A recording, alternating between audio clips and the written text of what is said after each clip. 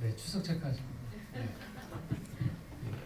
뭐 다른 분들 다 아실 텐데 저는 여기 필름포럼 대표이고요. 성현 목사라고 합니다. 네, 안녕하세요.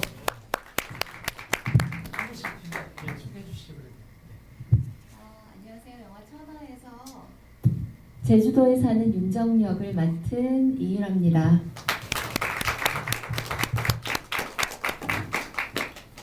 안녕하세요. 영화 천하에서 이게 잘 안 나온다. 네, 요거 네. 볼륨 좀. 안녕하세요. 영화 천하에서 나온 역을 맡은 정나온입니다.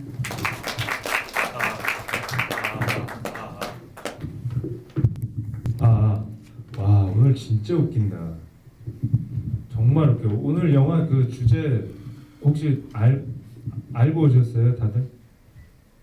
영화는 영화가 있는데 주제가 따로 있더라고요. 여기서 이 GV 몰라요?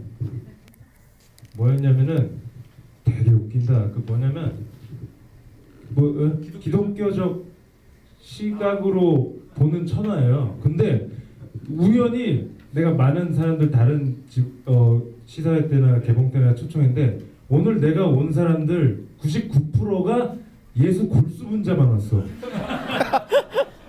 진짜 이거 내가 의도한 게 아니야. 되게 웃긴다. 나 지금 되게 웃겨 지금. 여기 들어오기 전까지도 그 모르고 있었는데 양동근입니다.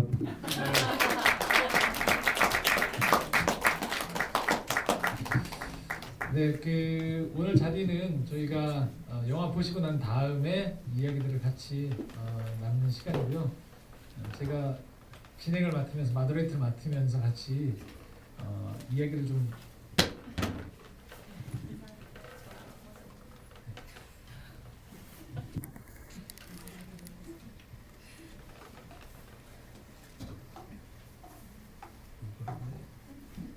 많이 주셨다. 왜 이렇게 많이 주셨나요?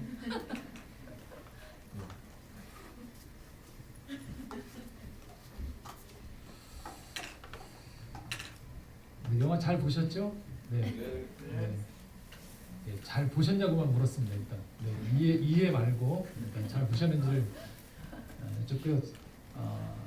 뭐 다 몇 번씩 보셨고 저도 미리 좀 영화를 좀 봤었는데 오늘 GV 때문에 한 번 더 아침에 나오면서 이렇게 떠오른 책이 하나 있었어요. 그래서 그 책을 소개하면서 제가 잠깐 GV를 시작하려고 하는데요. 그 책 제목이 뭐냐면 빛, 색깔, 공기라는 책입니다. 빛, 색깔, 공기. 목사님 한 분이 신학적인 목사님 김치용 목사님이라는 분이 계신데 이분이 암 진단을 받으셔서 4개월밖에 남지 않았을 때 자기 아들이 신학교 교수예요. 두 분이 대화를 하셨던 게 책으로 나온 게 이제 빛, 색깔, 공기라는 책인데요. 그 책에 이런 내용이 나옵니다. 이 아버지께서 그 19세기의 인상파 화가인 윌리엄 터너라는 화가를 굉장히 좋아하세요. 근데 그 좋아한 이유 중에 하나가 이런 명제가 나와요. 빈 것과 없는 것은 다르다라는 거예요. 빈 것과 없는 것은 다르다라고 얘기하면서 하늘과 땅 사이를 꽉 채우고 있는 공기는 사실 눈에 안 보이지만 빛으로 표현할 수 있다라는 거예요. 그러면서 다른 사람이 보지 못하는 것을 표현하는 것, 그게 바로 빛, 색깔, 공기다라고 얘기를 해요. 그러면서 결국은 생명의 맨 마지막에 사람이 찾는 게 결국은 일평생 사람의 인생을 보면 계속 싸우는 게 무의미성과 싸운다는 거예요. 내가 정말 의미 있게 살아가는가에 대해서 평생을 싸우는데 맨 마지막까지 사람이 놓지 않는 게 바로 이 의미성이다라는 이야기를 하세요. 그러면서 결국은 어떻게 보면 이 영화도 죽음 앞에선 한 사람이 등장하면서 이야기가 계속 전개가 되어져서 어떻게 보면 그냥 암울하게 끝날 수도 있지만 그런 의미에서 명확히 우리가 의미를 정확히 잡아낼 수는 없지만 뭔진 잘 모르잖아요. 저희가 지금 보시면서 뭔지는 잘 모르겠지만 분명히 무언가를 우리에게 그게 없는 게 아니죠. 없는 게 아니고 뭔가 있는데 눈에 보이지 않고 손에 잘 잡히지 않는 것이지만 저희가 그것들을 찾아가는 그 태도 자체가 결국은 유한한 생에서 우리가 찾을 수 있는 굉장히 유의미한 행동이다라고 말씀을 드릴 수 있을 것 같고요. 그런 의미에서 이렇게 서두를 제가 책 이야기를 건넨 이유는 저희 이 시간을 좀 따뜻하게 봐주시면서 좀 저희가 갔으면 하는 생각들이 들어요. 그러니까 정답을 찾지 마시고, 왜냐하면 저희가 미리 영화 보시는 동안에도 미리 같이 좀 대화를 나눴는데, 저희끼리도 계속 지금 답이 엇갈리고 있습니다.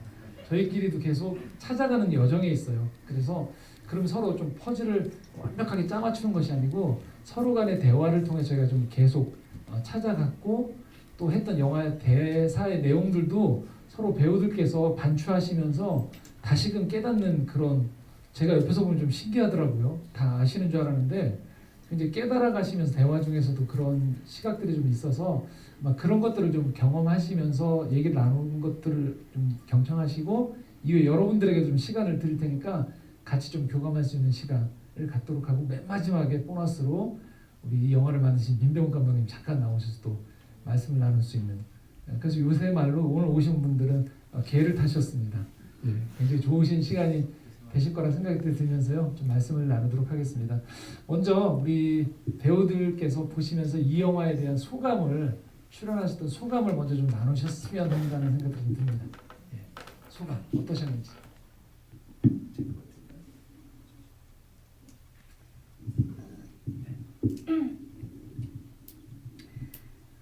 저희 영화는 어떤 영화다라고 감히 말씀드리지는 못하겠고요. 차가운 겨울을 기다리며 잎사귀보다는 꽃을 먼저 피우는 나무들이 갖는 그 신비한 느낌처럼 오래오래 여러분들 마음속에 기억되어지는 지길 바라는 영화, 이렇게 표현해드리고 싶고요. 그리고 이 영화에 출연한 여배우로서 평생 저에게는 처음이자 마지막으로 이렇게 멋진 영화에 출연할 수 있었던 거에 감사드리고 싶은 그런 영화입니다.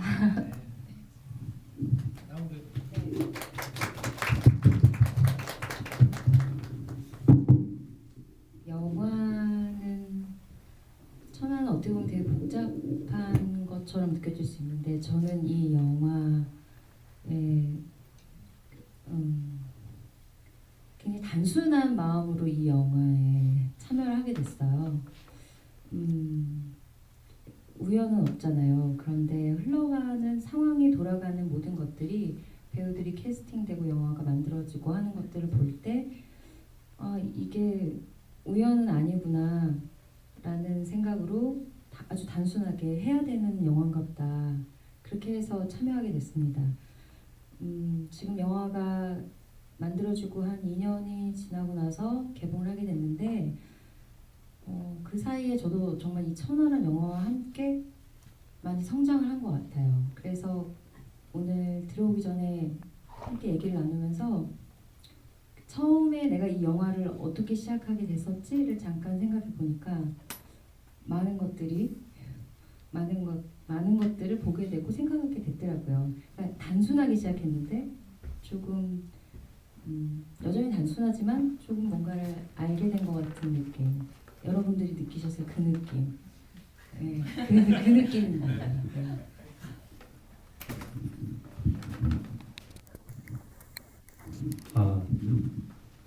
요준아, 내 소감이 어떨 것 같니? 글쎄요, 그 다른 어떤 영화들 출연했던 소감처럼 얘기하기에는 그런 식으로 또 소감을 표현할 수 없는 영화인 것 같고요. 뭐 대화를 통해 풀어가겠지만 시작을 이렇게 할게요. 저는 그 삶에서는 항상 뉴 와인이고 싶은 삶을 살다가 영화에서 다시 좀 느낀 것은 그래도 올드 와인이 좀 깊네. 이해돼요? 뭐 이런 소감이에요.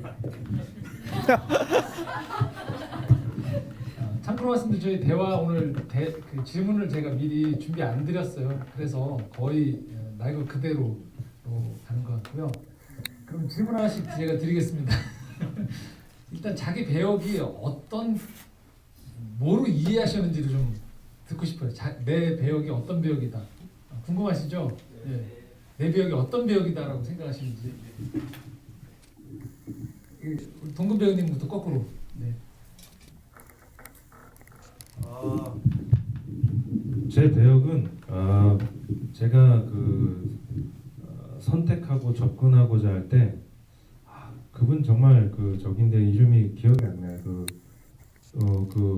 예수님이 십자가 넘어지셨을 때 옆에 잠깐 껴서 도와준 사람 이름 뭐죠? 네, 그런 역할이었다고 생각합니다.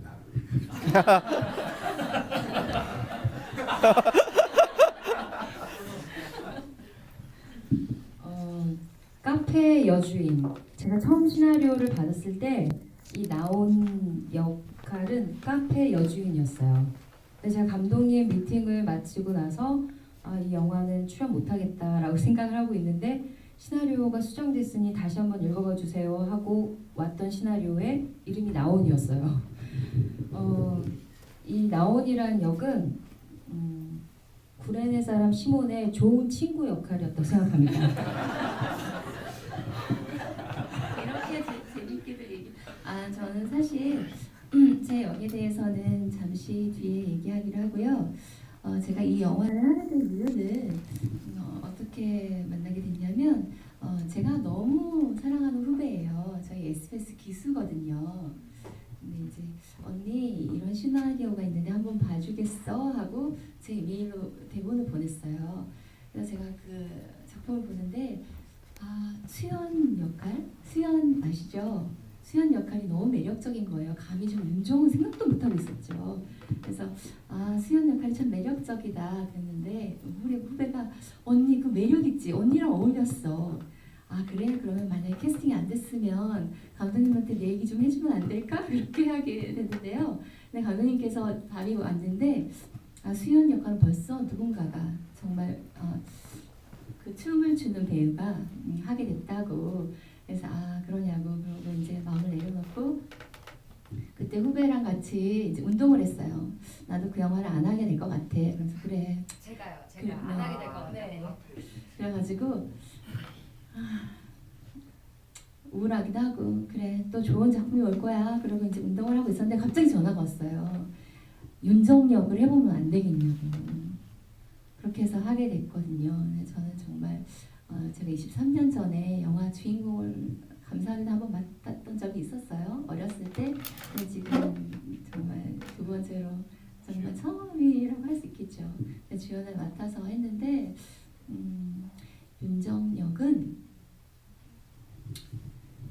치매 환자가 아닌가라는 생각을 하면서 연기를 하게 됐었어요. 왜냐면 감독님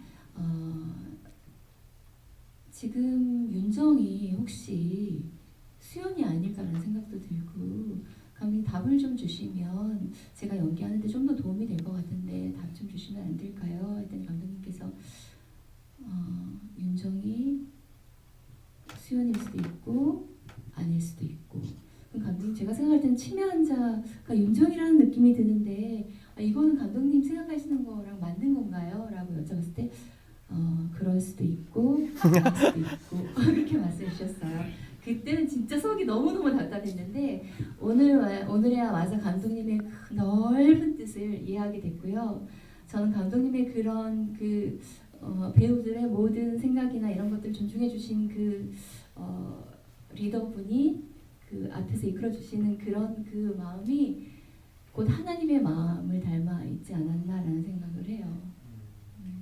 그러면서 제가 사실 감독님이랑 그때 답답했지만 드라마를 지금 찍으면서 정말 행동 하나, 대사 하나, 언어 하나까지 이렇게 요구하시는 감독님이랑 작품을 해봤기 때문에 너무 힘들더라고요. 그때 이제 느꼈죠.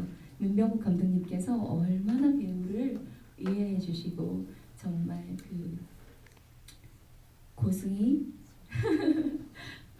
사람이 죽기 전에 고승이라는 표현해서 죄송해요.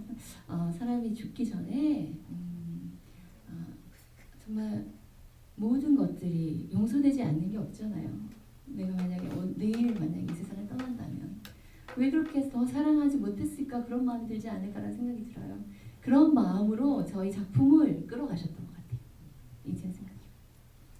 답이 너무 길어서 아니요 아닙니다. 네. 어떻게 오늘 정답 없는 여정으로 지금 들어가기 때문에 여기서 이제 좀 더 구체적으로 한번 좀 들어가 봤으면 하는 생각들이 들어요. 빙빙 돌리지 말고 한 번 더 들어가셔서 인상 깊었던, 그러니까 배우로서, 그러니까 왜냐면 관객분들이 듣기 원하는 것도 지금 저희가 했다시피 정답이 없어요. 분명히 없지만 좀 더 근접한 생각들을, 나랑 좀 일치한 생각들을 좀 찾아가고 동질감도 느껴보고 우리 오가는 대화들 중에서 조금 더 단서를 얻어갈 수 있는, 왜냐면 지난주 토요일에 그 감독님하고 제가 대화를 같이 이렇게 이 영화 관객들하고 할 때 감독님께서 그 얘기 하시더라고요. 영화에 답이 없다고. 왜냐하면 집에 가셔서 생각하시기를 원한다라고 하시더라고요. 집에 가셔서. 그러니까 여기서는 고통스럽고 집에 가셔서 생각하기 원하신다라고 했는데, 그렇기 때문에 그걸 좀 당겨서 지금 여기서 같이 지금 저희가 나눈다고 생각하시면 될 것 같고요. 세 장소가 좀 인상 깊었어요. 어떤 장소가 인상 깊었냐면, 뭐 다 같이 보셨으니까 병원이 인상 깊었고, 하나는 카페가 인상 깊었고, 하나는 이 윤정의 집이 인상이 깊었습니다. 저는 접니다. 예, 이게 정답이 아니기 때문에. 왜 인상 깊었냐면, 병원은 결국은 이 영화에 흐르고 있는 주제 중에 하나인 죽음을 앞두고 있는 사람이 맨 마지막에 가는 어떤 그 죽음에 도달하는 장소인 것 같아요. 그래서 그곳에서는 간병인 또 누구를 다 이렇게 도와주는 사람들, 그런 사람들로 이 세팅이 되어 있는 죽음의 장소고요. 카페는 살아있는 장소인 것 같아요. 그래서 서로 활기가 있고 노래가 있고 뭔가 좋은 모습을 보이려고 하는 모습들이 계속 있는 살아있는 장소 같았고, 제 개인적으로는 윤정의 집이 약간 성소 같은 느낌이 좀 들었어요. 거룩한 장소 같이. 그래서 일본의 그 누군가에게 계속 편지를 쓰고 그 사람이 있기에, 이 윤정이라는 여인을 보면 저는 굉장히 쓸쓸했거든요. 참 인생이 쓸쓸하고 외롭다라는 생각이 드는데, 이 쓸쓸함을 이겨낼 수 있는 게 어떤 의미에서는 일본에 있는 그 누군가, 그 누군가에게 계속 편지를 보내는, 영화의 끝까지 그 누군가가 나오지 않지만 그게 어떤 사람한테는 신이 될 수도 있고, 이 여성에게 인생 한때 굉장히 잘 대해줬던 뭐 키다리 아저씨 같은 사람일 수도 있고, 어떤 사람이 될지 모르겠지만 그런 사람에게 편지를 보내고 주고받으면서 기다림을 통해서 이 고독한 삶을 살아갈 수 있는 어떤 성소 같은 느낌이 들었었어요. 그래서 그 거룩한 장소에 그 하영수 씨가 그 문호 씨가 오셨을 때 거기서 이렇게 같이 누워서 토닥여주는, 위로해줄 수 있는 장소가 되어졌었는데, 거기에 우리 양동근 씨가 오셔서 거칠게 그 장소를 훼손하려고 할 때 내쫓은 거죠. 내 삶에 있어서의 거룩한 장소를 훼손하는 것들에 대해서 내쫓는 그런 장소들로 보여서, 세 장소의 역할들이 한 장소에 가면은 끊임없이 죽음에 대해서 생각해 볼 수 있는 장소였고, 카페는 뭔가 사람들이 거기서 밟고 때로는 치졸함도 보이고 뭐 수강료를 내달라고, 밀린 거 내달라고 얘기하는 그런 장면들이 있기도 하면서도 계속 사랑도 얘기하고 살아있는 사람들의 공간 같았고, 제 개인적으로 봤을 때 약간 좀 윤정의 그 공간은 좀 종교적인 느낌이 좀 들었었어요. 그래서 그런 공간이 세 개가 같이 교차가 되어지면서 감독님이 결국은 삶이란 뭔가, 죽음이란 뭔가에 대해서 이런 장소를 통해서 얘기하지 않는가라는 그런 제 나름대로 생각을 가져봤고요. 눈빛들을 보니까 동의 안 하시는 것 같아서 제가 또 다른 분들, 배우분들 영화 보시면서 이런 장면들이나 내 느낌들이 어땠다를 좀 얘기해 주면 좋겠어요. 제가 봤을 때 영화 속에 인상적인 장소는 고깃집과 매표소? 왜 아무도 안 웃으시죠? 이제 그 의미를 네, 알겠습니다. 찾으시느라고 지금. 죄송해요. 네. 왜 그런지 얘기해 주셔야죠. 네. 왜? 저는 우리 영화가 전반적으로 신비로운, 우리가 무한히 상상할 수 있는 그런 이야기들이 흘러갈 때 개인적으로 크게 웃고 즐거웠던 씬들이 있었는데, 그 우리 프리랜스 사람 시몬 역을 하셨던 우리 양동근 씨가 너무나 그 내추럴한, 그 아주 정말 연기 같지 않은 그런 연기를 하신 씬들이에요. 저만 그렇게 느꼈나요? 근데 저는 그 씬이 참 재밌었어요. 그리고 그게 우리 영화 전체의 주제에 크게 기여하지 못한다 하더라도 굳이 이 영화에 들어가야 되지 않았다면 그 씬을 뭐 편집도 얼마든지 걷어낼 수도 있고 쓰시지 않으셨을 수도 있는데, 분명히 그 씬을 넣으셨고 또 그 부분에서 연기를 또 맛깔나게 하셨고, 그래서 굉장히 저는 그 씬들이 재밌었어요. 그 돌문화공원을 영화 촬영 기간 동안에는 못 가봤거든요. 근데 그 이후에 제가 그래서 직접 돌문화공원에도 가봤던 것 같아요. 매표소를 가보고 싶어서 가봤던 건 아니고요. 네. 굉장히 무겁네요 오늘 분위기가. 영화에 비해서 밝아지신 것 같은데 제가 보기에는. 네. 네. 동구 배우님들 영화 나름 들으시면서 보시면서 이런 부분들이 해석이 되어지거나 좀 이런 느낌이 있었다는 얘기 해주셔도 좋겠네요. 아 영화 어땠냐? 영화 안에서 네. 내 나름대로 왜냐면 다 해석이 가해지는 영화니까 네. 그 해석에 대한 부분들이 혹시 난 이렇게 느꼈는데 이런 생각이 좀 들었는데 하신 부분들. 아 저는 영화 시사할 때 보고 머리가 터지는 줄 알았어요. 제가 저는 그 다른 질문이 오면 얘기할 준비를 하고 있는데 네. 어떤 질문? 그 질문에는 네. 정말 머리가 터지는 줄 알았어요. 여기서 좀 터질 것 같으시다. 네. 일단 그분들이 좀 얘기를 한번 해주실 그게 기회를 제가 드리겠습니다. 1차적인 저의 한번 대화를 나눠보자. 그런 거였어요. 네, 네. 장면 뭐 장면도 괜찮고 장소도 괜찮고. 뭐 예. 기억나는 어떤? 네. 뭐 대사도 괜찮고. 그래서 그 윤정 대사 중에서는 그 당신을 뭐 자궁 속에 품고 네. 전혀 이해가 잘. 그 무슨 뜻일까? 당신은 누구시길래 자궁 속에 품고 있을까? 그때 한번 확 들어갔어요. 야 누굴까? 어떤 의미일까? 네. 네. 그리고 그래서 생각하게 되죠. 왜? 이 영화가 우리가 한번 탁탁 맥이 끊길 때 왜? 왜? 머리가 터질 것 같을 때 근데 알았어요. 이미 그런 답답함을 제가 영화 속에서 노래를 부르고 있더라고요. 그래서 제 노래가 있어요. 뿌과 뚜마베리라고. 그게 프랑스 말인가요? 네. 그게 왜 불러? 그래서 내가 여기서 뭐 하고 있지? 근데 저는 그래도 방향이 있었어요. 아버지를 부르면서 왜 나를 여기로 불렀으니까 이런 저는 그게 알 거예요. 왜 그렇게 저의 어떤 마음이었어요. 근데 영화에서도 전체적으로 왜? 왜 불렀지? 왜? 그래서 그렇습니다. 네.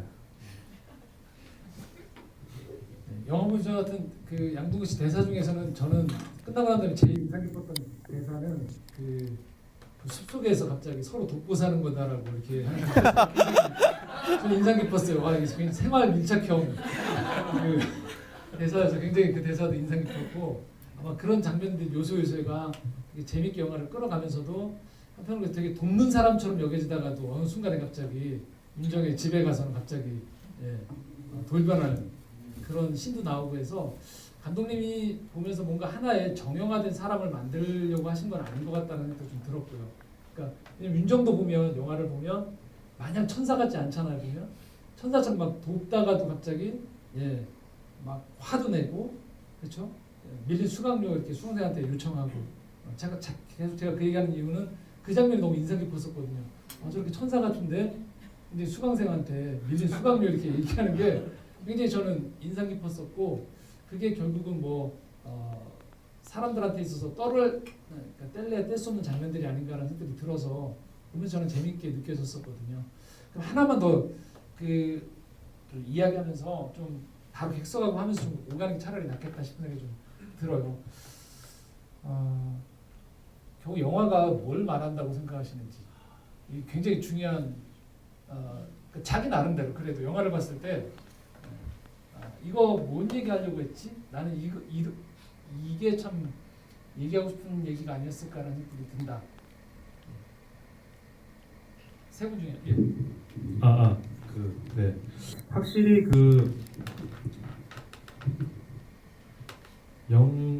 대본을 받아봤을 때 가장 큰 것은 치매 노인의 되돌아오는 정신과 되돌아왔을 때 누군가에게 고해성사를 하는 그 장면이 저에게는 이 영화의 핵심이었어요.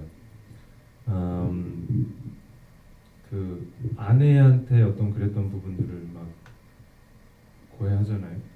근데 정말 개인적으로 저는 영화 그 작품을 고를 당시에 이런 궁금증이 있었어요. 그 저희가 그 다음 세대를 이런 뭐 내리사랑이라고 다음 세대를 향한 어떤 마음을 갖고 살지만 부모님 세대, 우리 윗세대 그런 마음 생기잖아요. 우리 부모님도 참 같이 갔으면 좋겠다. 뭐. 근데 도무지 방법을 모르겠는 거예요.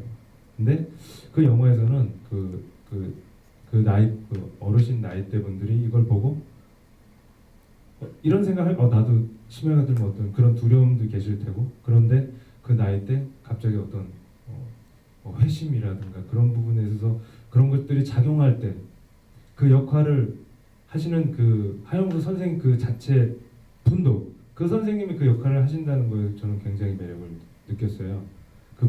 분명히 연기지만 그 시간만큼 그런 시간을 보내실 때 그 영이 어떻게 움직일 것인가가 저는 굉장히 거기에 끌려서 저는 참여 하기로 했었어요. 근데 굉장히 재밌는 것은 그래서 이 영화가 그것은 이제 영화가 말하려는 게 이거구나라는 이해. 그래서 나는 배우로서는 이 영화를 통해서 내가 하고자 하는 것은 무엇인가를 생각했을 때 그거였어요. 그 아주 단순한 부분에서는 그 바람, 음란 그런 부분이었어요. 왜냐면 뭐 부인한테 뭘 잘못했다 그런 게 가장 그런 부분이잖아요. 그때 저희 셋째가 뱃속에 있을 때인데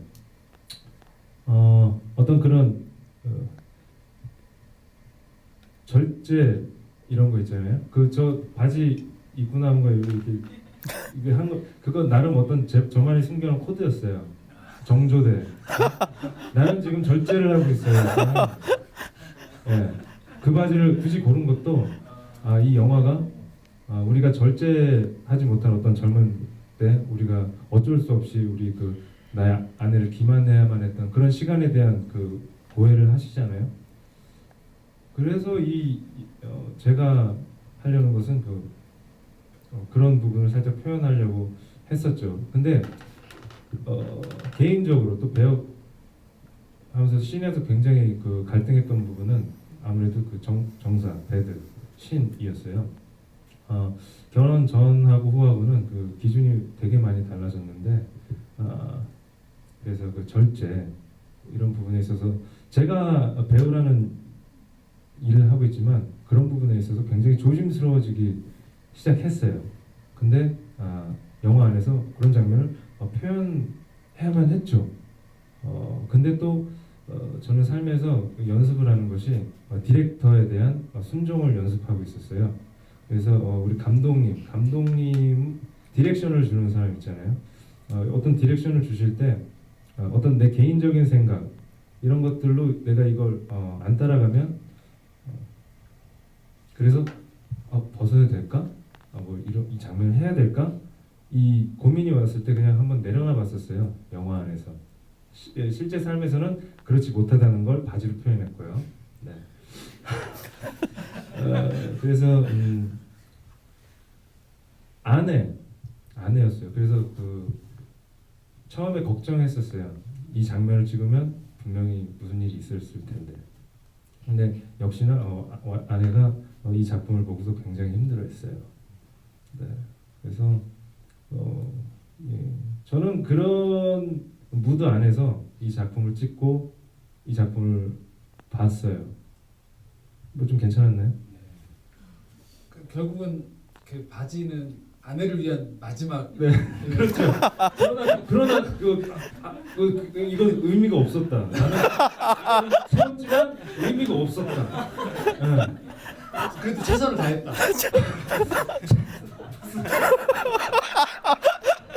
도왔다. 그러나 도왔다.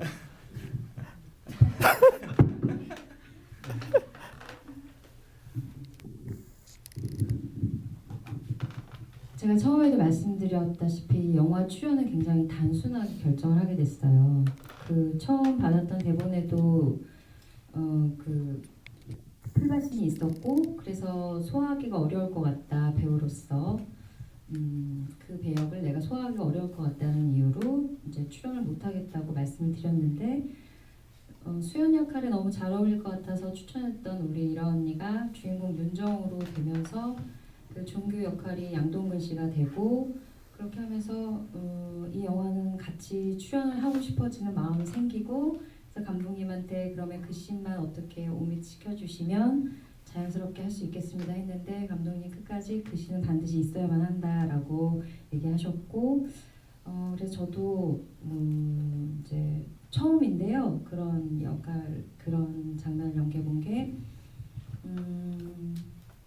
그냥 자연스럽진 않았어요. 저도 집에서 많은 우여곡절이 있었지만 그래도 이게 출연을 하게 되면서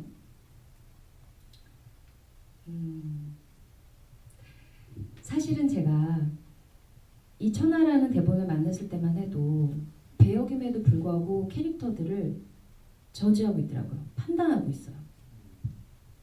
캐릭터인데도 이런 사람 윤리적으로도 안 받고 신앙적으로도 도움 안 되고 이렇게 하고 있는 거예요. 윤정도 X, 종규도 X. 이런 여자는 있으면 안 돼. 이런 거를 제가 하고 있더라고요. 그런데 제가 천하를 두 번째 봤을 때는 뭔가 좀 다른 시각을 제가 이미 갖고 있더라고요. 옳고 그름의 내 기준이 사라졌다 이런 게 아니고 굉장히 인간적이다. 우리 안에 있는 인간이라는 존재가 가질 수 있는 좋은 면과 나쁜 면, 바람직한 면과 없어져야 하는 면 이런 것들이 굉장히 그 인물 하나하나에 너무 자연스럽게 표현됐다는 게 느껴지고 물론 배우분들 연기를 또 너무 잘하셨어요. 그래서 되게 살아있구나. 그냥 선한 사람 의인 하나도 없잖아요. 여기서 완전히 의롭게 살다가 고결한 삶을 마감하고 이런 사람 아무도 없는데 그냥 이런 게 인생이고 이런 삶들이 이게 인간 군상이고 그런데 그냥 그거를 이렇게 조금은 제 개인적인 거예요. 조금은 좀 열려진 마음으로 바라볼 수 있게 됐더라고요. 그리고 나서 생각할 점은 집에 가서 생각해야죠. 땡땡땡. 근데 그렇게까지 제 시각이 많이 좀 성장했다는 게 제가 물론 다 판단하고 이렇게 정죄하고 다녔던 사람은 아닙니다. 그런데 정말 대본에 나온 캐릭터임에도 불구하고 문학 작품 속에 나온 인물임에도 불구하고 그런 판단을 늘 하고 있었다는 거를 객관적으로 좀 알게 됐었고 지금은 또 배우로서 어떤 저희는 그게 몫이잖아요. 물론 가족은 불편할 수 있고 또 저 자신도 우리 배우들 자신도 우리 성향과 전혀 맞지 않기 때문에 힘들 수 있어요. 그리고 모르겠어요. 어떤 훌륭하신 배우분들은 다 이해하고 그 캐릭터가 돼서 연기를 하신다고도 말씀하시는데 사실 잘 모르고도 할 수 있어요. 실제로 존재하는 캐릭터도 아니잖아요. 이 캐릭터가 나라는 사람을 통해서 양동근 이일화라는 배우를 통해서 또 새롭게 만들어지는 거지 진짜 정답은 없는 거잖아요. 그래서 그런 것들을 좀 배울 수 있었던 작품이어서 개인적으로는 굉장히 의미가 있는 작품이었고 또 이게 딱 드러내놓고 기독교 영화라고 할 수는 없잖아요. 천하가 어디 물론 찬송가 부르는 신이 나오긴 하지만 그런데 참 저희 작품을 제작하신 분부터 시작해서 감독님도 그렇고 여기 계신 배우분들 스태프분들이 주를 위해 살고 주를 위해 죽겠다라고 생각하시고 그렇게 사시는 분들이 거의 90% 정도인 것 같아요. 그것도 굉장히 신기했어요. 그런 것들도. 그래서 뭔가 알 수 없는 이끌림 같은 것으로 이 천하가 시작했고 만들어졌고 여기까지 온 것 같아요. 이런 지구를 할 거라고도 생각도 못했어요. 지금 생중계를 하고 있는데 지금 보고 계시는 분들이 또 계세요. 이 중계로 페이스북에서. 그래서 보시면서 이라 씨 답변을 하시니까 이라 씨가 생각하는 천하 하면 어떤 생각이 드는지 그게 기독교적인 시각과 어떤 의미가 있는지 질문이 들어와서. 아 그래요?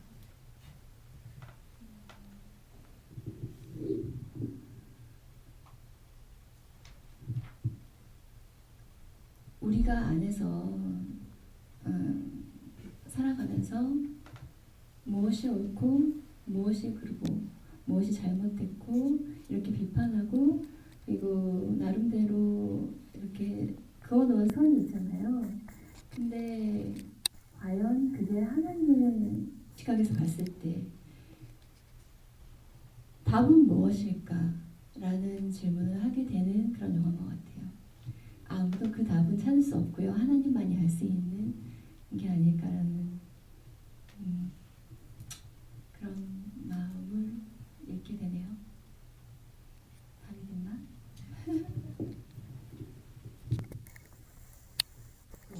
지금 질문 아니더라도 하시고 싶은 말씀. 저는 이 영화를 보면서 참 많은 생각을 했는데 처음 봤을 때, 두 번째 봤을 때, 세 번째 봤을 때 계속 틀리거든요. 처음 봤을 때는 정말 저도 종규처럼 동근 배우처럼 정말 제 얼굴을 보면서 너무 부끄럽고 우리 작품이 이렇게 나왔구나. 나 연기가 왜 이렇지? 막 이런 생각을 했었고요. 정말 객관적으로 볼 수가 없었는데요. 두 번째, 세 번째 보면서 정말 매력적이고 신비로운 영화구나라는 생각을 했었고, 그리고 세 번째 봤을 때는 종교의 소설 속의 얘기가 아닐까라는 생각을 했고요.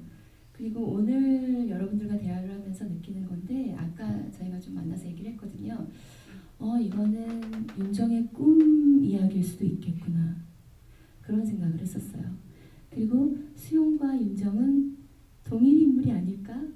같은 시기를 차고 있고 나무를 너무 사랑하고 그런 생각도 들었었고요. 그래서 정말 많은 생각들을 하게 되는 영화인 것 같아요. 그리고 거듭 간과할 수 없는 부분이 치매 환자가 있는 병원이기 때문에 사실 죽음을 앞에 둔 사람들 입장에서 사실은 이게 비춰지는 모습들이 굉장히 많지 않습니까? 시각이. 그래서 죽음 앞에 서 있는 사람 시점에서 이 영화들을 보게 되어졌을 때 과연 거듭 이 영화가 계속 얘기하는 게 우리가 이야기하는 연대기적인 시간 개념이나 논리적인 인과관계를 의도적으로 계속 깨고 있거든요. 계속 깨내고 있습니다. 이것들이 논리적으로 맞지 않게. 그래서 윤정이 제주도에서 처음 만났던 서울에서 온 부인을 만났다고 했는데 다시 서울로 올라갔을 때 그 여인에게 처음 본 사람처럼 대하고 그 여인은 봤던 사람인데 왜 모른 척하느냐고 다시 질문이 오가듯이 서로 악유가 안 맞는 듯 하지만 막 그런 것들을 통해서 뭔가 인생 전체에 대한 큰 그림에 대한 하나의 또 화두를 던지는 영화인 것도 같아요. 결국 우리가 계속 끊임없이 이유를 찾고 이것들에 대한 정확한 답변을 요구하는 것들이 많은데 간혹 우리가 인생의 시점을 어느 시점에 돌아보면 꼭 그 이유가 정확히 타당하지 않음에도 불구하고 그때 그렇게 할 수밖에 없었던 이유가 있고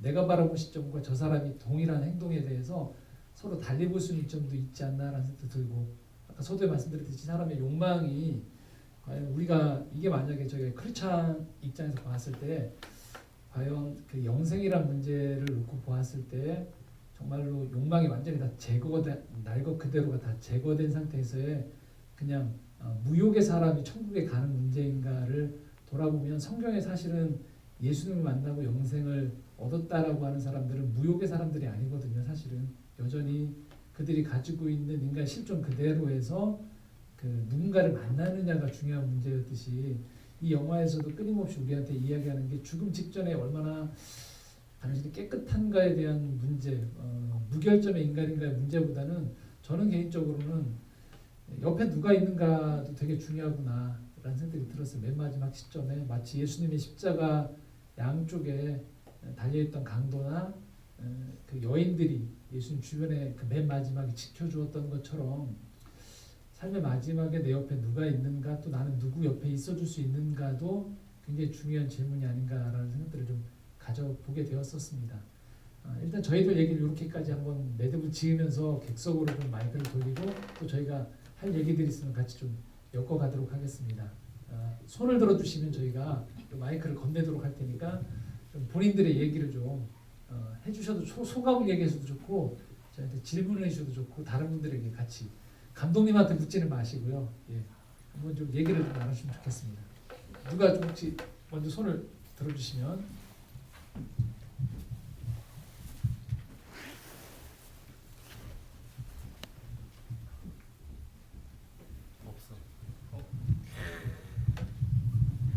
아, 네.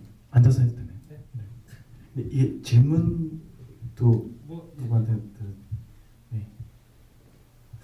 그러니까 이제 특별한 장소에 대해서 조금 한 군데 더 좀 생각이 나는 게 이제 그 비걸 형님인가요? 그죠? 근데 이제 그분이 이제 살았던 집이 이제 처음에 이제 그 오프닝 화면에 나오고 사실은 마지막 끝날 때도 이제 한번 종규가 이제 다시 한번 가보는데 한 일부분은 저도 이제 생각하면서 이제 목사님 말씀하셨듯이 그러니까 꼭 보이지 않아도 존재하는 거. 예를 들면은 저기 윤정이 그 나무를 토닥여 주면서 네가 있었던 것을 기억한다 이렇게 얘기했을 때 물어보니까 그 나무가 원래는 정말 울창했는데 물론 지금은 없죠. 저희도 화면 상에서 봤을 때는 그냥 고목나무 이제 고목나무를 이제 잘라낸 그 둥지일 뿐이지만 이제 그 윤정이 시각에서 봤을 때는 그 옛날에 그 무성했던 그 나무를 보면서 이제 기억하는 것처럼 그래서 영화의 마지막에서 봤을 때는 제가 정확히 이해하는 건 모르겠지만 아무튼 그 비거리의 형님 사실은 돌아가셨는데 마지막에 그 통화를 하고 나서도 그 비거리 형이 다시 나와서 같이 사진을 찍자니까 그 공간에 가서 이미 없는 사람이지만서도 다시 그 고목나무를 만나는 것처럼 그 형과 함께 있었던 그 공간에서 그 형을 이제 만나는 거가 맞는 건지 제가 그러니까 그 공간과 그 형님의 의미도 조금 궁금하고 그 다음에 그냥 괜히 아까 이제 말씀하셨듯이 그 팔찌를 이제 주고받았 근데 약간 그 내용은 그거랑 약간 좀 저기 좀 겹치는 부분은 있는 것 같아요. 왜냐면 시계를 이 아내한테 먼저 줬다가 그거를 다시 애인한테도 줬는데 종규는 그 팔찌를 처음에 만났던 그 여자를 줬다가 이 여자는 좀 아닌 것 같은데 빼서 될 것 같은 여자를 다시 좀 주고 약간 그런 어떤 교차점도 좀 어떤 의미가 있는 건지 좀 궁금해서 그러니까 그 앞에 비거리 형님 공간과 그 비거리 형님 존재 그리고 팔찌의 의미가 어떤 건지 혹시 배우분들 생각하시는 게 있으면 듣고 싶습니다. 공간에 가셨던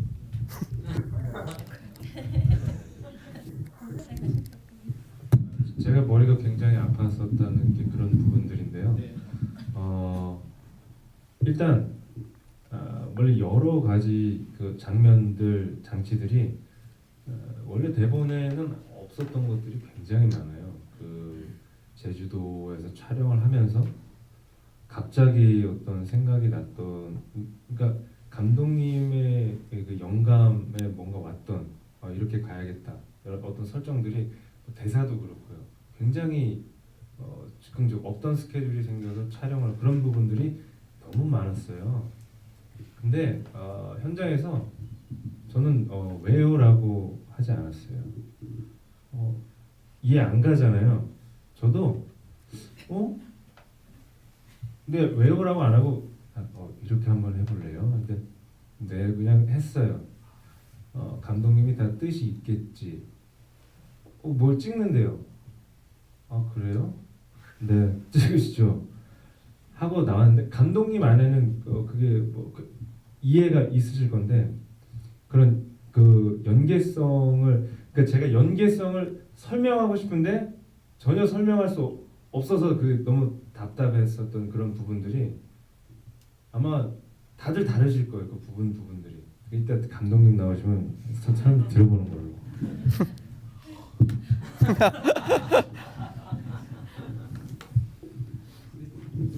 거듭 얘기하지만 감독님이 이제 저도 미술의 문외한이었었는데 한번 미술관에 갔다가 아주 유명한 작가분의 그 추상화를 봤었는데 추상화 옆에다 스케치가 있더라고요.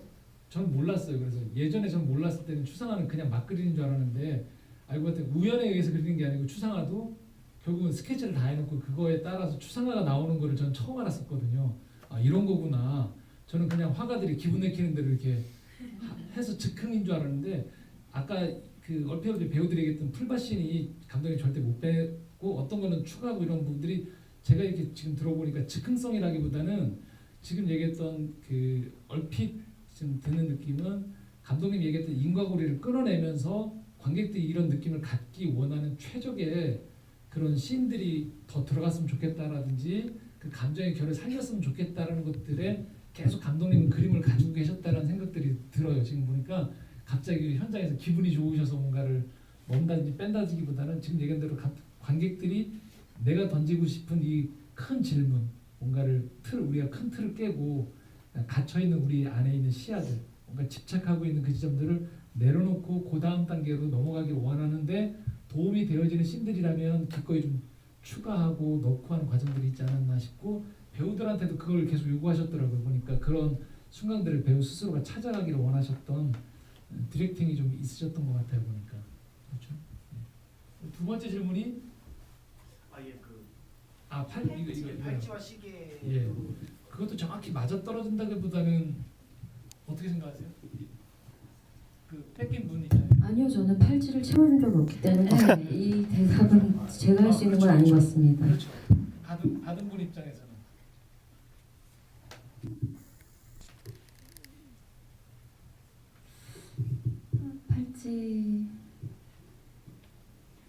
팔찌 저도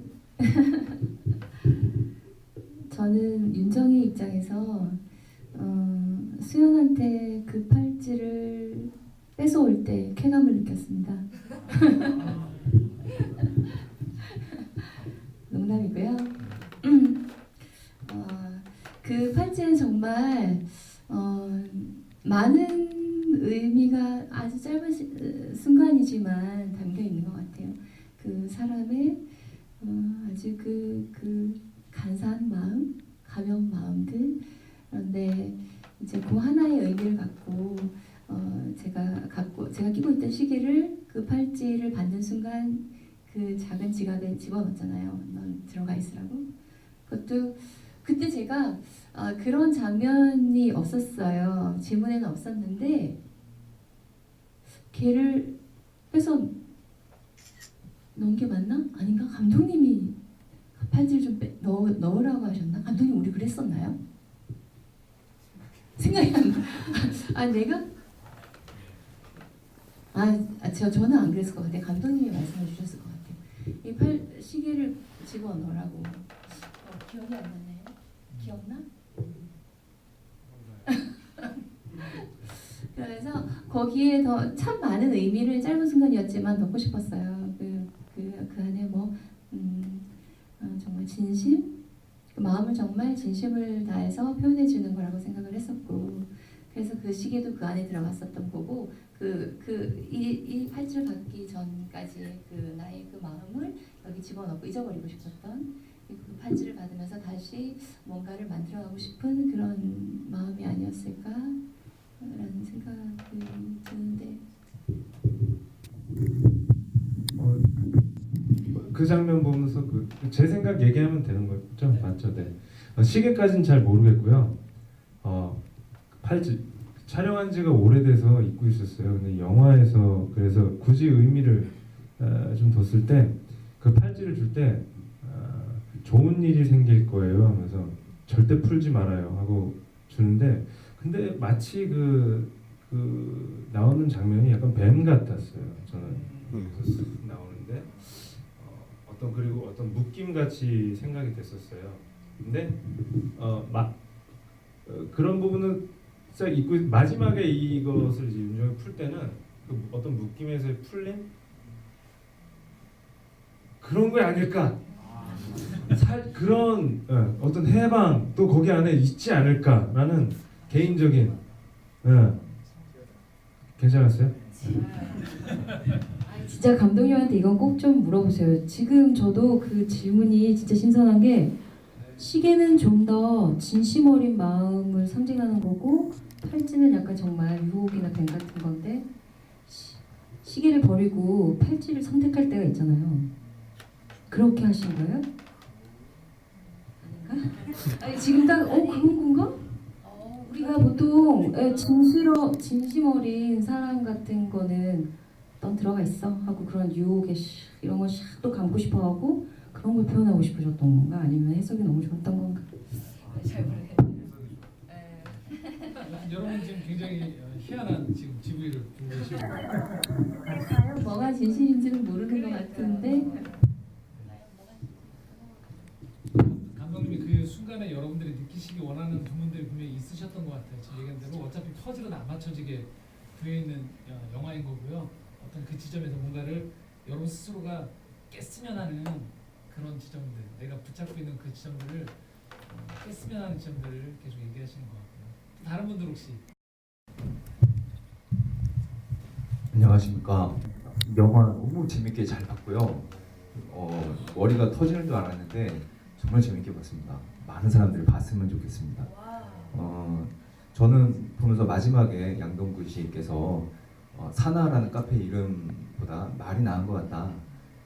말보다 사나가 나은 것 같다. 그 말에서 영화를 꿰뚫는 어떤 느낌을 이렇게 받았는데, 왜냐면 양동근 씨가 뭐 그림도 그리고 음악도 하고 소설도 쓰려고 그러고 뭔가 기호를 잇고 싶어하는 욕망 같은 그런 느낌을 받았어요. 그러니까 말로 포착되어지고 소설가 무슨 뭐 예술가 그런 식으로 뭔가 의미를 부여받고 싶어하는 욕망을 다 가지고 사는데, 결국에는 그 카페가 그렇게 말이라고 바꾸잖아요.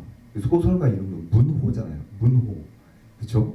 예, 글 쓰는 사람 이름으로 이제 나왔는데 그게 참 신기하더라고요. 그래서 결국에는 그런 분들이 인생이 기억이 끊기고 꿈 같고 그런 의미에서 우리가 완벽하게 다 포착할 수 없는 그런 부분에서 우리가 다 어느 정도는 다 비슷하다고 생각을 하고요. 관짝이라고 얘기하는 그 차 속에 다 담긴 것 같은 그런 존재 같다라는 생각을 했어요. 그래서 의미가 없느냐, 기호를 입을 수 없어서 의미가 없느냐, 그게 아니고 나중에 버림받은 사랑, 앞에서 부정당하는 사랑일지언정 의미가 있다라고 말씀하신 그 내용처럼 우리가 다 그런 존재들이지만 다 포착되지 않는 그런 존재이지만 사랑스럽고 정말 가치가 있다라는 그런 느낌을 받아서 저는 되게 개인적으로 제 목사인데 그 많은 청년들이 같이 와서 봤으면 좋겠다라는 생각을 했습니다. 할렐루야. 저희가 딱 영화 보기 전에 같이 대화 나누면서 그 얘기를 했었거든요. 이 영화에 보면 좀 왜 전도서에 나와 있듯이 헛되고 헛되도다, 그 말이 무신론자들이 얘기하는 굉장히 허무주의인데, 이게 신앙적인 의미에서 보면 헛되고 헛되도다가 결코 이 인생에 아무 의미가 없다고 이야기하는 게 아닌 것처럼 이 안에 나와 있는 이 군상들이 보면 되게 그 욕망도 많고 잘난 사람들이 없지만 어떤 눈으로 보느냐에 따라서 인생을 좀 다르게 볼 수 있지 않는가, 그런 얘기도 제가 좀 했었거든요. 아마 그런 비슷한 얘기를 좀 해주신 것 같습니다. 감사합니다. 예. 또 혹시 홍보에 도움이 될 이야기들이 아니면 개인적인 소감을 얘기해 주셔도 좋고요. 예, 그게 다 저희가 이 GV를 통해서 그림을 만들어 간다라고 생각하시면 될 것 같아요. 네. 안녕하세요. 김연아입니다. 저는 이 영화에 대해서 전혀 예비 지식을 안 갖고 저희 팀 모임에서 보기로 해서 약속을 지키기 위해서 이 눈길을 헤치고 왔었는데요. 그렇기 때문에 어떻게 보면은 깊이 있게 연구하지 않은 소감을 말씀드릴게요. 근데 처음에는 약간 독립영화 같은 느낌의 흐름이어서 약간 이거 그런 마음이 있었는데, 보면서 또 제가 또 스토리를 맞추고 있더라고요. 조각을. 이게 뭐지, 앞뒤가 뭐지, 뭘 의미하는 거지. 근데 그렇게 계속 이제 보면서 그런 생각을 했어요. 우리가 알츠하이머 치매 환자들일 수 있겠다. 그러니까 각자의 기억 속에서 내가 기억하고 싶은 것들을 기억하고, 때로는 물리적인 이유로 기억을 하지 못하고, 어떻게 생각하면 그분 앞에서 죄에 대해서는 치매인 척 하고 있는 게 아닐까. 그리고 그 서울에 있는 아내를 만나러 갔을 때 이 남자의, 치매 걸린 남자의 가장 큰 고해성사를 할 인생에 있어서 이 죄는 아내에 대한 죄책감이었는데, 그 아내는 또 다른 죄를 가지고 있었잖아요. 자기가 먼저 버렸다. 그렇기 때문에 그 죄라는 것은 그리고 자기가 회개한다는 것은 각자의 몫이 아닐까. 그리고 어느 누구도 그 죄 가진 사람을 정죄하면서 그 사람을 용서 못할 이유는 없겠다. 각자의 약점들이 있고 그건 사람하고 화해할 일이지만 그분하고 해결해야 될 또 다른 그 문제인 것 같다. 그러면서 각자의 그런 용서 처음에 사랑이었겠죠. 근데 이게 기독교 영화의 그런 말초적인 기독교 영화가 아니어서 좀 좋았고요. 그리고 사랑이 있었고 용서가 있었고 화해가 있었고 회복이 있었고 그리고 또 그 안에 안식이 있었던 것 같아요. 마지막 장면에는. 그래서 그런 과정을 통해서 충분히 하나님의 이야기를 하지 않았나 하는 그런 소감입니다.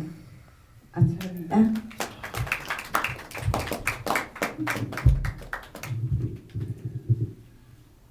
감독님 굉장히 좋아하시는데. 네. 또 다른 너무 좋은 저희가 계속 공감했던 그런 저변에 흐르는 얘기였었고요. 여기 앞에 또 바로 옆자리라서 많이 네, 걸려갖고 하시고 한 가지만 앞으로 여쭤보겠습니다. 오겠습니다. 네. 저 그냥 전 한 가지 궁금했던 점이 하나 있는데요. 중간에 그 소울메이트 얘기를 나누시면서 그림 한 장을 건네주는 장면이 있잖아요. 그 그림이 어떤 의도로 그려진 그림이고 그리고 그 왜 하필 그 그림을 선택을 하셨는지 그건 뭐 감독님께 여쭤봐야 되는 건지는 잘 모르겠지만 그거에 대해서 한번 저는 그게 궁금하더라고요.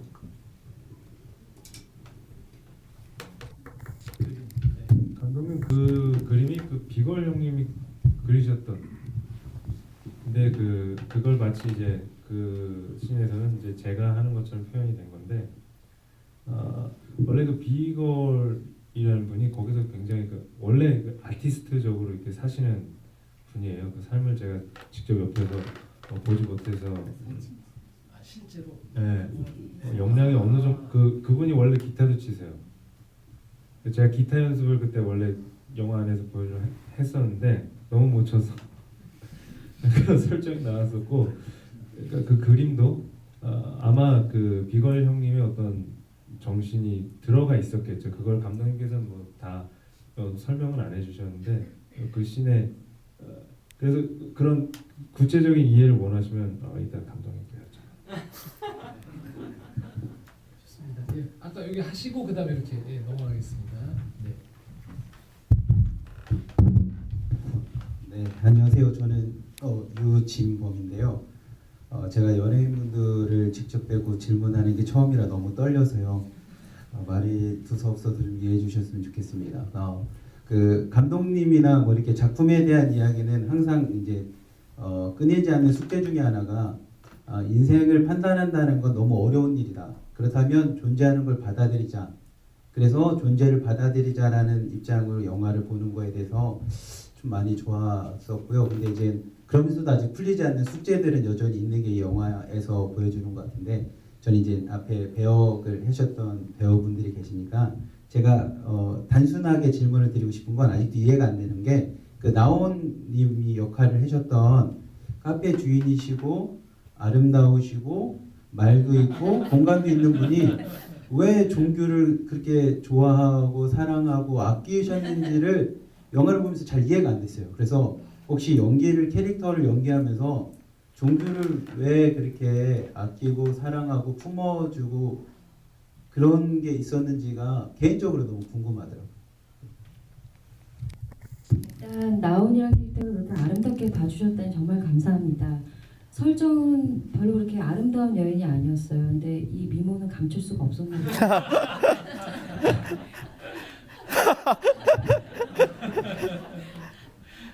실제로 근데 완전 노메이크업, 실제로 노메이크업이었어요. 너무 예뻐가지고 고민을 많이. 그러니까 굉장히 그 캐릭터 나오는 그러니까 저는 보헤미안적인 여성인가라고 감독님한테 질문도 많이 했고 그런데 감독님이 이 여자는 자유롭지만 해프거나 이렇게 무슨 정조관념이 없거나 뭐 그런 여자는 절대 아니다. 하지만 이 남자에 대해서는 굉장히 열려 있고 그러니까 종교 이분 아니고 종교 그런 캐릭터다라고 설명해 주셨는데 아까도 제가 말씀드렸다시피 이런 캐릭터가 정체 이해가 안 되는 거예요. 본 적도 없고 주변에서. 그래서 소설 보면서 연구 많이 하고 그랬는데요. 그러니까 이 캐릭터 나온이 이 종교를 그렇게 사랑할 수 있었던 건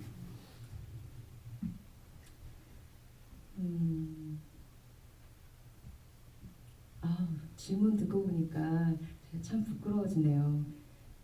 그런 의문점을 갖지 못했어요. 그냥 사랑해야 되는, 그러니까 좀 약간 순정파는 아니지만 이 남자를 정말 사랑하는 게 너무 당연하다고 생각하고 연기를 했던 것 같아요. 사실 종규라는 캐릭터는 정상적인 여성이 사랑하기 어려운 캐릭터잖아요. 매력은 넘치지만 그런데 이 나온이라는 캐릭터는 이 종규가 바람처럼 왔다가 바람처럼 가도 하염없이 믿어주고 의지하고 이게 그럼 예수님의 완전한 사랑을 표현한 캐릭터였나요? 갑자기 네 정말 그리고 그런 대사를 많이 해요. 나오나 너는 정말 천사구나. 뭐 너는 남을 돕지 않으면 뭐 살 수가 없구나. 뭐 이런 말들을 이렇게 하면서 이 나온이라는 캐릭터를 만들어 가는 것 같았거든요. 종교의 대사로. 종교한테 그런 사랑을 주는 캐릭터로 1%의 의심도 없었기 때문에 그냥 그렇게 연기를 했네요. 그런데 지금 질문을 듣고 보니까 정말 예수님의 사랑인 것 같습니다. 네. 할 수가 없잖아요. 그 종교 같은 캐릭터를 아닌가요? 근데 매력 굉장히 있는 캐릭터였어요. 종교라는 캐릭터는. 근데 이 나온이라는 캐릭터는 이 남자한테 뭔가 대가 없는 뭔가 보상받지 않아도 되는 그런 사랑을 베푼 여인인 것 같습니다. 그래서 그렇게 연기할 수 있었던 것 같습니다. 잘 대답이 됐나요? 집에 가면 또 숙제가 네. 사랑의 지금 얘기한 대로 사랑의 이유를 제가 시간이 많이 갖고 정리를 조금씩 해 나가야 될 시점이 오는데요. 사랑의 이유를 묻는 것 자체가 사실은 영화에서 이게 대화를 나누려고 하는 건 좀 다른 맥락인 것 같긴 해요. 왜냐하면 거기에 보면 다 이유가 없는 것 같긴 해요. 왜냐하면 윤정도 하영수 씨 계속 옆에서 지켜주는 것도 보면 사실 이유가 잘 이해가 안 되고 왜냐면 월급을 받는 것도 아닌데 계속 찾아가는 것도 사실 이해가 안 되는 캐릭터일 수 있고 거기 인과관계들이 보면 꼭 이유를 이렇게 막 묻기보다는 일단은 옆에 있는 사람으로 있어주고 좋아해주고 그 상태로 그냥 노출이 시킨 게 아닌가 싶은 생각도 좀 한편으로는 들기도 하고요.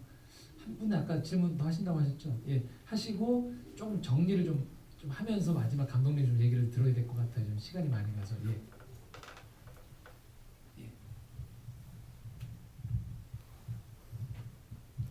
아니 정말 그 생각을 완전히 이렇게 무장해제를 하고 보게 한 되게 몽환적인 그러니까 너무 분열을 많이 시켜놔서 근데 이제 얘기를 들으면서 이렇게 생각을 해보니까 여기에는 딱 두 사람에 대한 분신들이었다는 생각이 저는 개인적으로 들고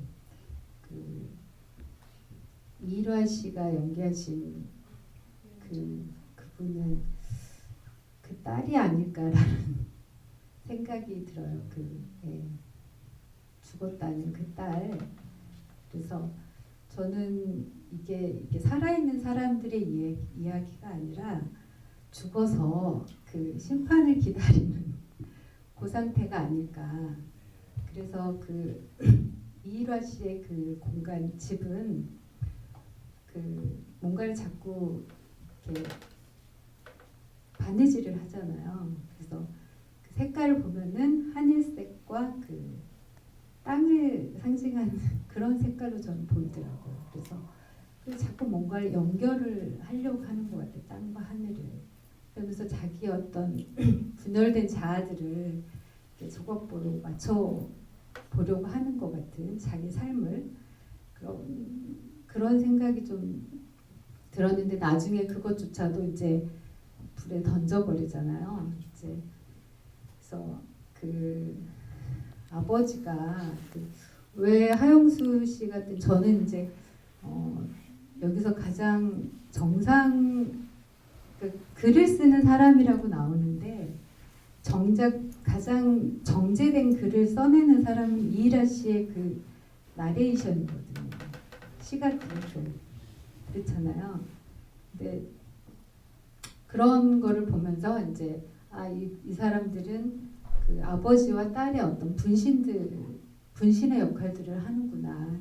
양동근 씨는 어쩌면 그 아버지의 젊은 날일 수 있고 그다음에 카페 그 주인은 그 아버지가 바람을 피웠던 그 여자 그 젊은 여자가 아니었을까 막 뭐 그런 생각을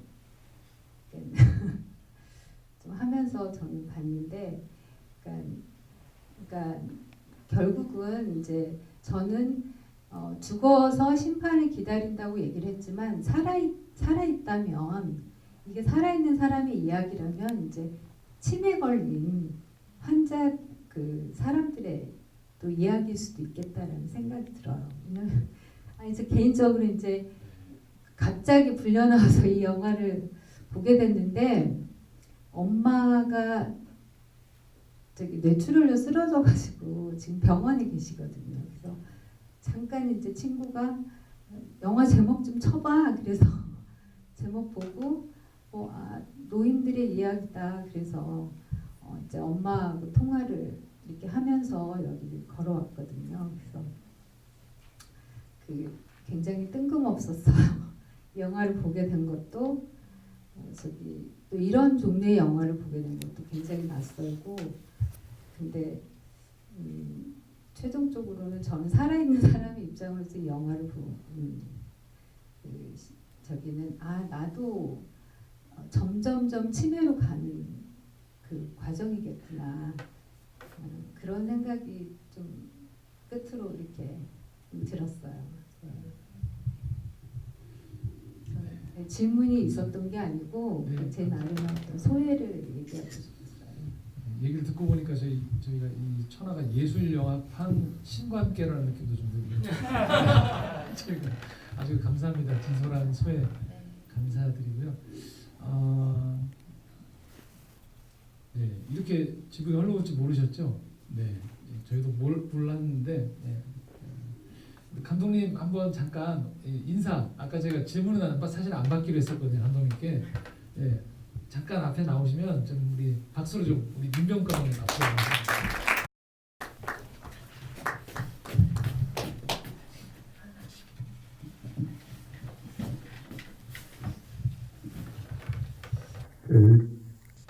제가 지난번에도 한번 그런 걸 느꼈는데 이렇게 배우분들이 영화에 대해서 말씀하시는 걸 가만히 듣다 보면 제가 굉장히 영화에 대해서 많이 정리가 되는 것 같은 느낌을 받습니다.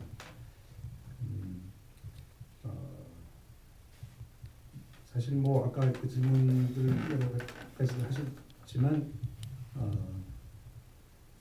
그게 아주 아주 구체적으로 아주 의도적으로 이렇게 장치가 되어 있다기보다는 전체적인 그 어떤 테마 안에서 그게 조금 이렇게 살아서 움직이는 것들이거든요. 그래서 뭐 좀 복잡한 것 같기도 하고 좀 골치 아픈 것 같기도 하지만 사실은 하나의 테마라는 거 필터를 거쳐 나가면 어떻게 보면 굉장히 간단한 그런 텍스트일지도 모르겠습니다. 아무튼 저는 사실 뭐 굉장히 날라리 형편없는 기독교인인데 의도하지 않았는데 이렇게 배우분들이나 스태프분들이 다들 독실한 그런 크리스천들이 모였게 됐고 또 영화 찍는 과정에서도 사실 많은 기적 같은 일들을 경험을 제가 많이 했습니다. 그리고 이렇게 저 같은 사람이 만든 이런 영화가 오늘 이런 자리에서 감히 이렇게 말하자면 기독교적으로 대화를 나눌 수 있는 그런 소재가 됐다는 것이 저는 사실 굉장히 정말 그 몸둘 바를 모르겠습니다. 진짜. 그러면서도 너무 감사한 마음이 들고요. 좀 고맙습니다. 거기 보고 계신 분이 딱 하나만 질문 하고 싶다고. 네. 이 감독님 시나리오 쓰실 때부터 어떤 기독교적인 어떤 특별한 생각을 갖고 이 작업을 하신 건지 알고 싶다고. 그거랑 덧붙여서 감독님 아까 계속 해주셨던 그 한꺼풀만 벗겨줬으면 좋겠다는 그게 뭔지 한 번만 더 감독님 언어로, 물론 감독님 의도하실 때 관객들이 느꼈으면 했지만, 네. 그 배우분들이 뭐 아까 그런 말씀도 하셨는데요. 사실 제가 알고 있는 것은 굉장히 범위가 사실 좁습니다.